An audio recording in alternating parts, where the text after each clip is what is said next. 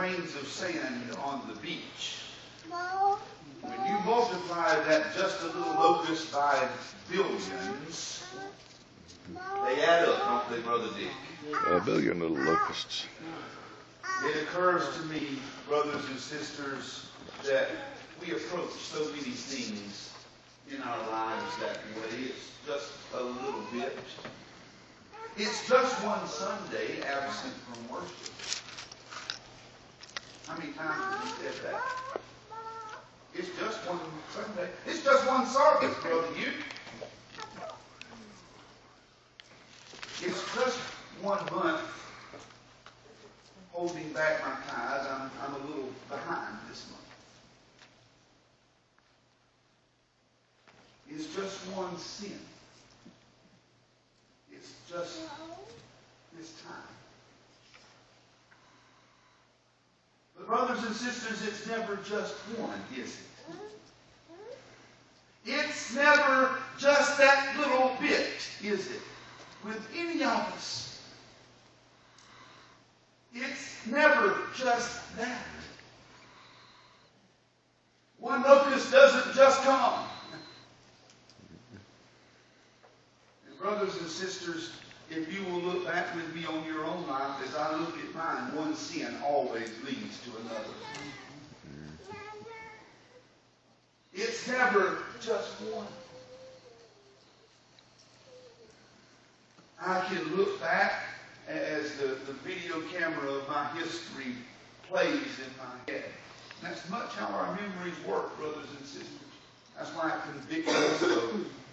We can lie to everybody else, but you can't lie to yourself. You can practice it long enough that you can deceive yourself. That is true. But there's always that sticky place in the pit of your gut that knows better. See, God's given us that thing called a conscience, and He uses that conscience to speak to us where we live. That still small voice is oftentimes the whisper of God.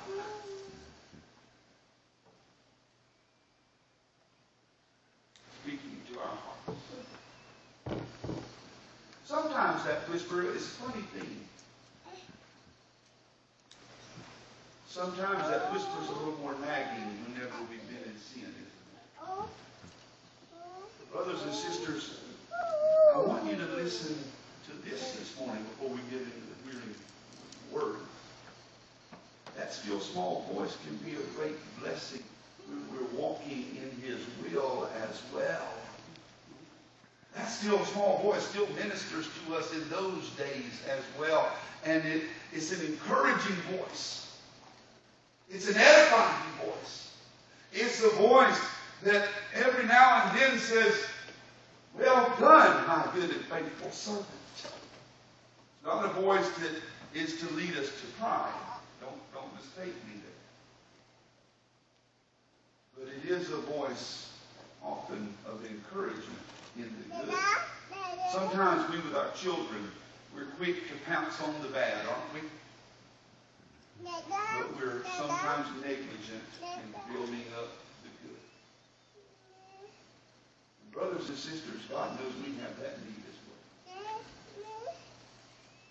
To strengthen us in the weak places and to break us where we need to be broken. Chapter 10 of Exodus, come there with me.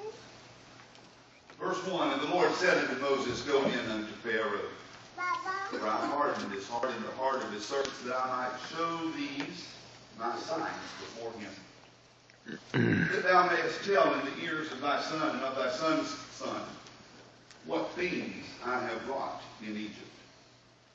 My signs which I have done among them, that you may know how that I am the Lord. And Moses and Aaron came in unto Pharaoh and said unto him, Thus saith the Lord God of the Hebrews, How long wilt thou refuse to humble thyself before me? Brothers and sisters, I sometimes have wished in the preparation for this study that in my own life that God had at times just put a sign in front of my face that said, "You, how long will you refuse to humble yourself before me?" But you know something, brothers and sisters?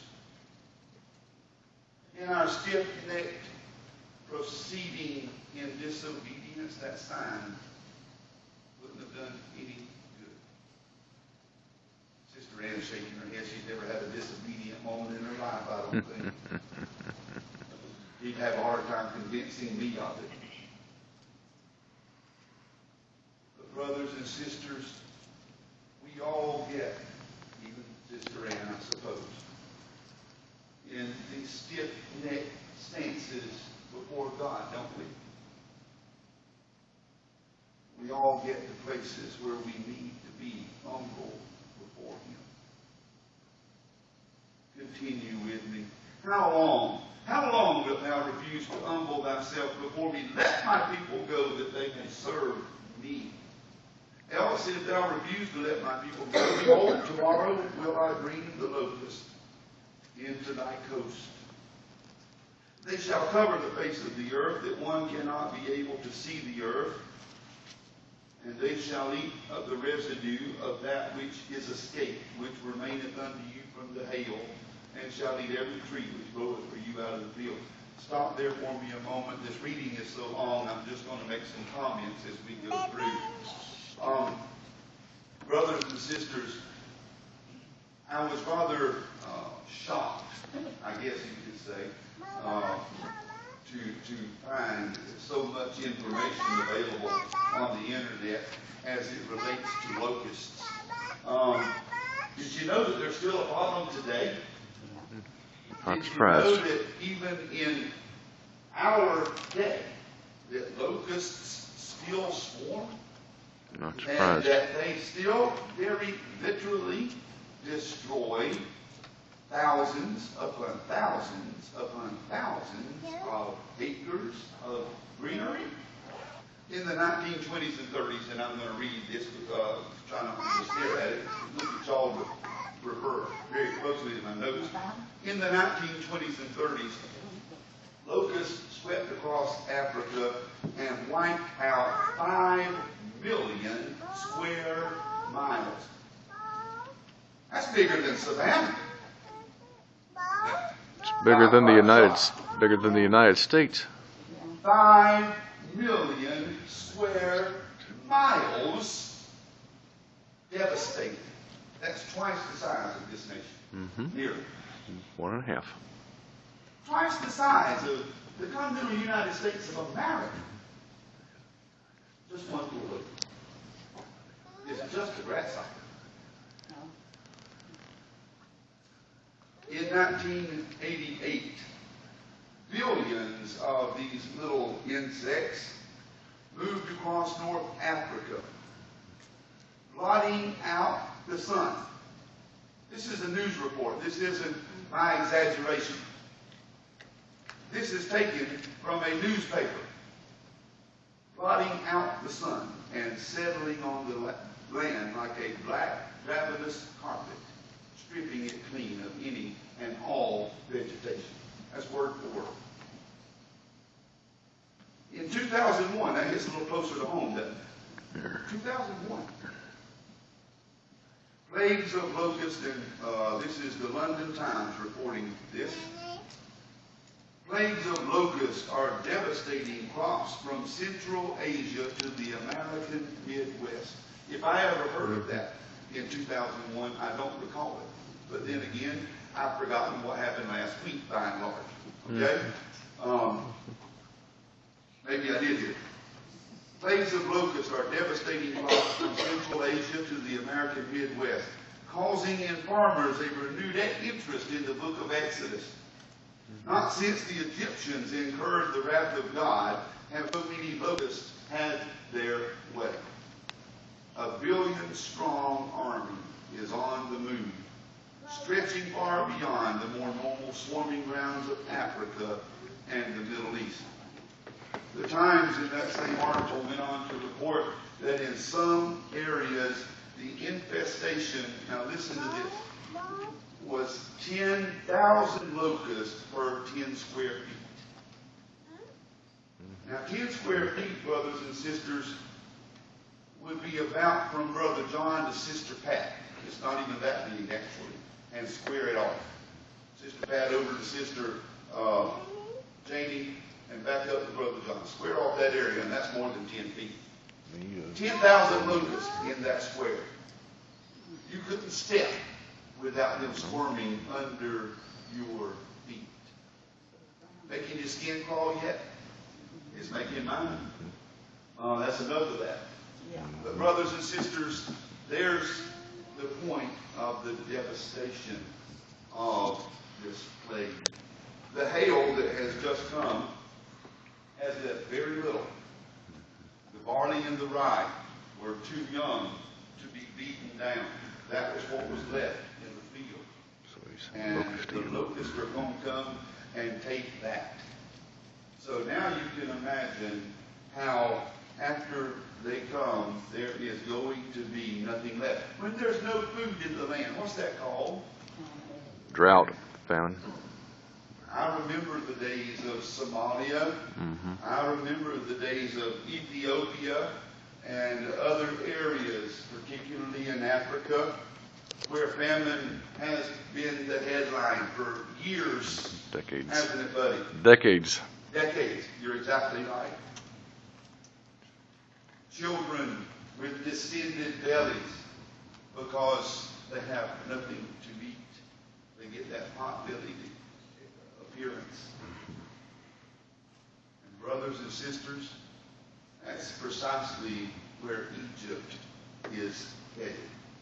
Okay? They shall fill thy houses and the houses of all thy servants and the houses of all the Egyptians, which neither thy fathers nor thy fathers' fathers have seen since the day that they were upon the earth unto this day. And he turned himself and went out from Pharaoh.